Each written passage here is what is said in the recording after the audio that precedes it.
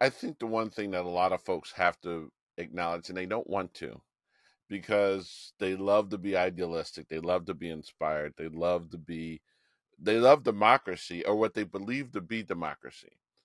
But what I don't think they want to really truly acknowledge is that we have to be pragmatic partisans.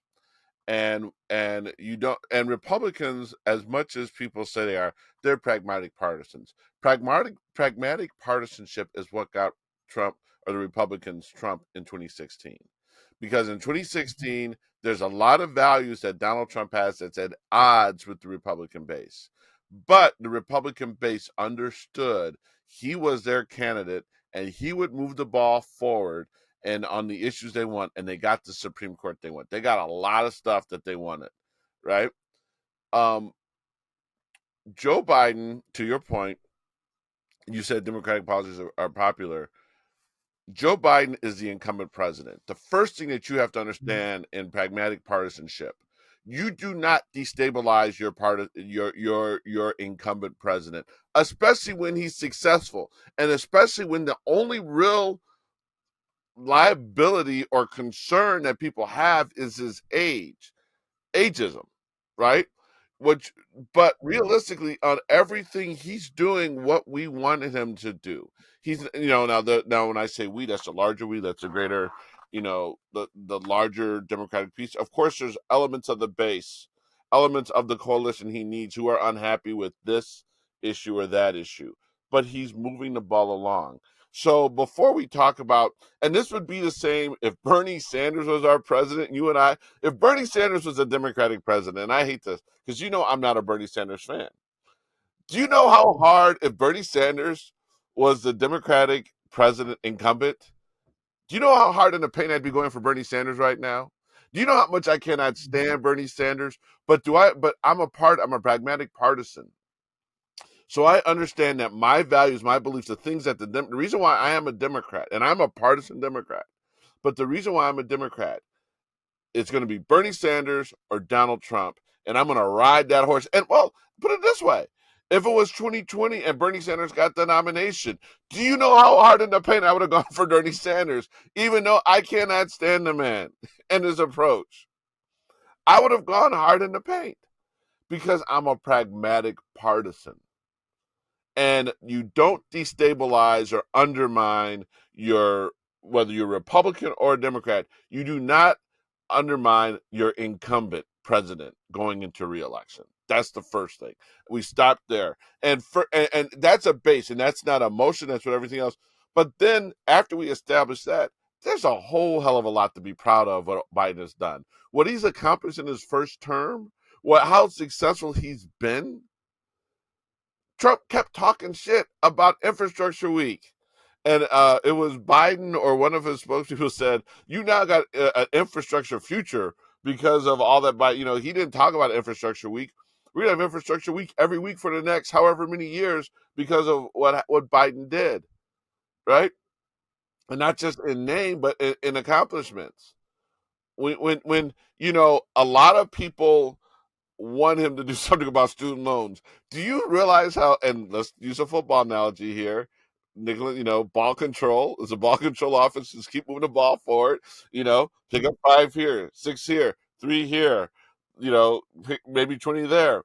That's what Joe Biden is doing with student loan relief. Have you looked at the cumulative number of people that have been had their loans relieved? When you look at the amount of dollars put in or that have been saved that Americans are now using to pay their mortgage, pay their rent, improve their credit because of Joe Biden's student loan, the patchwork of student loan relief executive orders he's put in. It's amazing. There's a ton of stuff to be excited about. And so going back to what I was saying earlier about Whitmer, Pritzker, Newsom, Shapiro, I don't necessarily, this is no shade to any of them, but I do not necessarily see how they're performing any better because the leftists who are very pissed off because of Israel, because of student loans, I don't see them getting anything from those four that they're not getting from Biden.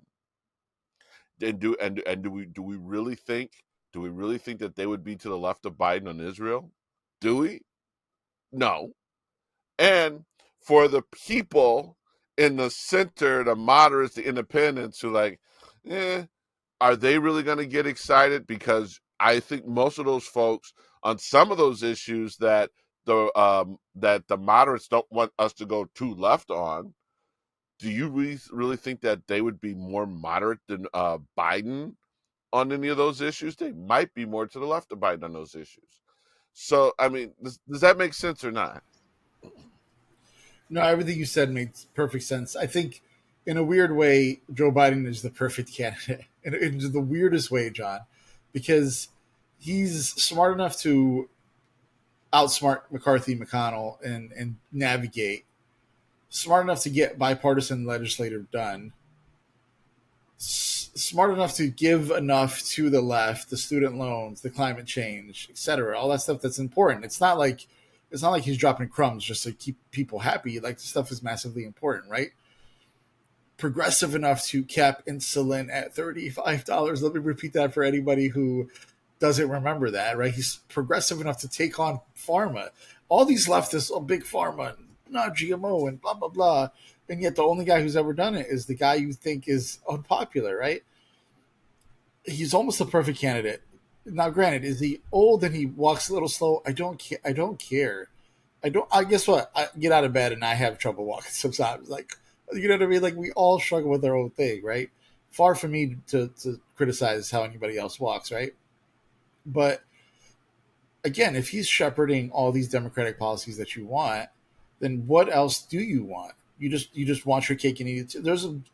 But I said this early on, John, and I get caught up in it because it's frustrating. But I said this early on. There's people who are always just going to complain. If you just forgive every single student loan, stopped every single war, whatever, they're just going to be a subset of people who should complain, because we need to keep. Again, we're not a cult. This isn't how the Democratic side works. We don't worship Joe Biden. We don't pray to him. We don't have flags and photoshopped images of him with a six pack and riding a horse like George Washington. We don't do that with him. But we also can't do the other side. We can't make him to some decrepit dude who can't walk or think for himself. We can't do it the other way either. You know what I mean?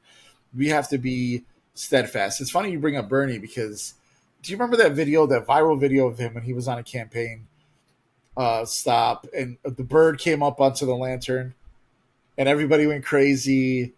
And I just thought it was the dumbest thing, John. I just thought, I don't care about this. He's losing the black vote 90-10. I do not care about the bird. You know what I mean? But if he was the nominee in 2020 or even 2016, I would have just been retweeting that video so many times. Like, look how cool this moment is. You know what I mean? I would have switched so fast to Bernie Sanders because I understand the existential threat that is and was Trump. And I think people think it's okay that he might win, that we'll survive it. Some of us certainly survived it in 2016, but we will not survive a Trump presidency in 2024. That kind of thinking, the kind of thinking that Joe Biden's too old, is what cost Hillary the election.